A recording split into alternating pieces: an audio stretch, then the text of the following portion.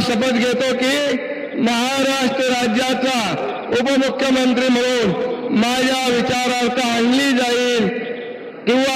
नमस्कार दोस्तों, मैं हूं विकास कुमार और आज हम बात करने वाले हैं एकनाथ शिंदे के ऊपर। महाराष्ट्र की राजनीति का जो ड्रामा चल रहा था वो अब अपने क्लाइमेक्स की ओर पहुंच गया और ये बड़ा क्लियर हो गया कि देवेंद्र फडणवीस ही टीम के कैप्टन होंगे। एकनाथ शिंदे की राजनीतिक स्थिति और उनके हालिया बयानों से यह स्पष्ट होता है कि वे अपनी भूमिका को लेकर एक आत्ममुग्धता की स्थिति में हैं। अब यह बात किसी से छिपी नहीं है कि शिंदे की राजनीति का जो आधार है, मुख्य आधार है, वो भारतीय जनता पार्टी के समर्थन पर निर्भर है। अगर ये कहा जाए कि अगर भाजपा से गठबंधन उनका नहीं होता, तो उनको इतनी सीटें आ जाती, या शिंदे को अगर ये गलतफहमी हो गई है कि अगर वे अकेले लड़ते तो भी इतनी ही सीटें लाते, तो मेरे ख्याल से इस तरह का अगर आपको गलतफहमी हो गई है, तो आपको इलाज करवाना चाहिए। शिंदे ने हाल ही में जो दावा किया वे जनता के मुख्यमंत्री हैं और उनका काम आम लोगों के लिए था। तो क्या इसका ये मतलब निकाला जाए कि देवेंद्र फडणवीस खास आदमी के लिए काम करते थे? उन्होंने यह भी कहा कि लोग उन्हें फिर से मुख्यमंत्री के रूप में देखना चाहते हैं।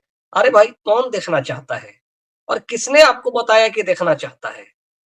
जनता ने जो मैंडेट दिया वो महायुति को दिया और बीजेपी को 89% के स्ट्राइक रेट के साथ दिया।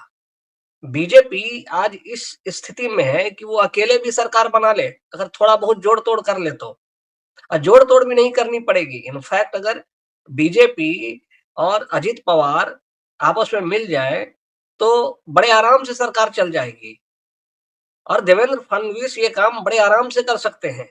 लेकिन फिर भी ये उनका बड़प्पन है कि उन्होंने शिंदे को मनाने की पूरी कोशिश की, उनसे फोन से बात किया। बीजेपी के बड़े नेता शिंदे के टच में रहे। शिंदे को 2.5 साल जब वो मुख्यमंत्री थे, तो देवेंद्र फडणवीस उस समय उनसे बड़ी पार्टी के नेता थे और वो 5 साल के मुख्यमंत्री रह चुके थे और उनका एक स्टैच्योर भी काफी बड़ा था। इसके बावजूद भी उन्होंने डेप्यूटी बना। अब उन्होंने कितना कड़वा घूंट पिया होगा। और ये जो चुनावी सफलता मिली है, यह उनकी व्यक्तिगत लोकप्रियता का भी परिणाम है, यह भाजपा के संगठन का भी परिणाम है।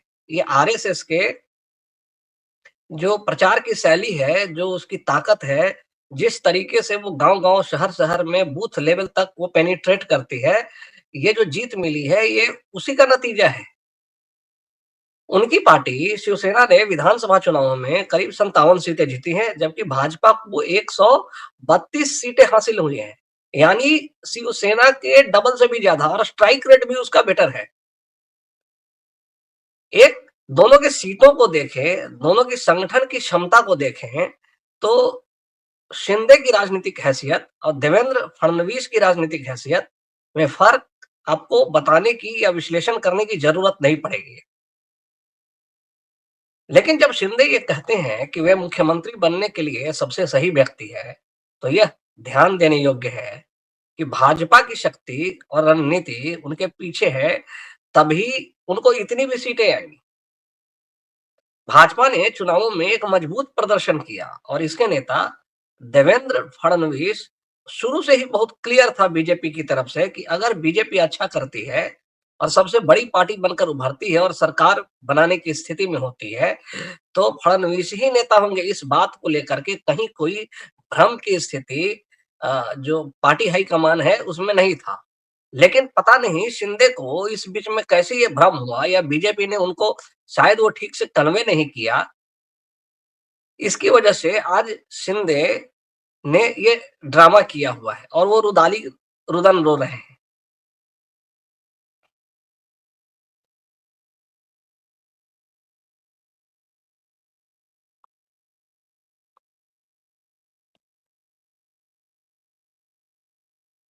शिंदे ने हाल ही में प्रधानमंत्री नरेंद्र मोदी और गृह मंत्री अमित शाह के साथ भी बैठक की और उन्होंने बोला वे किसी भी निर्णय में बाधा नहीं डालेंगे।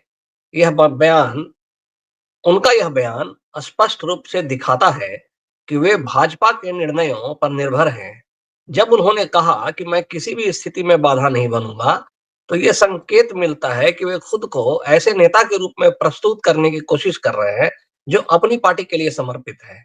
लेकिन इस बयान के बाद भी उन्होंने जो तमाशा किया है, उसके लिए शायद अब जो भी थोड़ी बहुत सहानुभूति बीजेपी को रही होगी या देवेंद्र फडणवीस को रही होगी, वो समाप्त हो गई। यहाँ तक कि उनके सहयोगी भी इस बात को समझते हैं कि शिंदे जो लाइन ले रहे हैं, उस लाइन से उनका नुकसान ही है। उनकी ही पार्टी के कई नेताओं ने सुझाव दिया कि अगर शिंदे उप मुख्यमंत्री बनने से इनकार करते हैं, तो उन्हें विपक्ष के नेता की भूमिका स्वीकार करनी चाहिए। लेकिन मेरे ख्याल से तो राजनीति में अगर आप सत्ता में नहीं होते हैं और इस तरह के प्रचंड बहुमत के बाद अगर सत्ता में नहीं होते हैं, तो फिर आपका राजनीतिक पतन अवश्यंभावी है। क्योंकि सत्ता आपको जनता के बीच में रहने का मौका देती है, जनता की महत्वाकांक्षाएं पूरी करने का मौका देती है। आप जनता के हृदय में सत्ता में रह करके ही जगह बना सकते हैं। लेकिन और आपको सत्ता की शक्ति का एहसास कौन नहीं लेना चाहता है। तो अगर शिंदे अगर इस गठबंधन से बाहर रहते या उप मुख्यमंत्री का पद नहीं स्वीकारते, तो जितनी तेजी से उनका राइज हुआ था, उतनी ही तेजी से उनका पतन भी हो जाता। लेकिन एक बात और है, शिंदे का जो आम आदमी होने का दावा करना भी एक राजनीतिक चाल ही है। जब वे कहते हैं कि उन्होंने आम लोगों की समस्याओं को समझा और उनके लिए काम किया, तो क्या सच में यह उनकी उप तो क्या सच में माफ कीजिएगा, तो क्या सच में यह उनकी सिर्फ व्यक्तिगत उपलब्धियों का परिणाम है या भाजपा द्वारा लागू की गई नीतियों का? जिस लाडली बहन योजना को वे अपना बताते हैं, वास्तव में वो तो शिवराज सिंह चौहान और मोदी सरकार की कई योजनाओं की कॉपी ही है। और जो डायरेक्ट बेनिफिट ट्रांसफर की जो टेक्नोलॉजी है और जो प्रोसेस है, वो भी नरेंद्र मोदी ने ही सेट करके दिया है और उसी को हेमंत सोरेन ने झारखंड में सक्सेसफुली इंप्लीमेंट किया।